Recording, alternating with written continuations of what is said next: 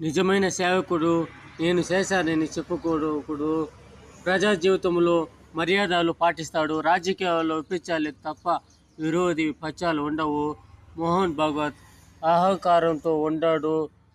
ఆత్మవిశ్వాసమే బీజేపీని ముంచింది. ఆర్గనైజర్లు సంఘం నేత రతన్ శారద ధ్వజం. సలహాలు మోదీ పాటించాలి. విపక్షాలు అజిత్ పవార్ను చేర్చుకోవడం ఎందుకు? నాగపూర్ జూన్ 11. కేంద్రంలో మోదీ ప్రభుత్వం మూడోసారి అధికారం చేపట్టిన తరుణంలో ఆర్ఎస్ఎస్ అధినేత మోహన్ భగవత్ చేసిన పలు హిత వచనాలు రాజకీయంగా ప్రాధాన్యత సంతరించుకున్నాయి.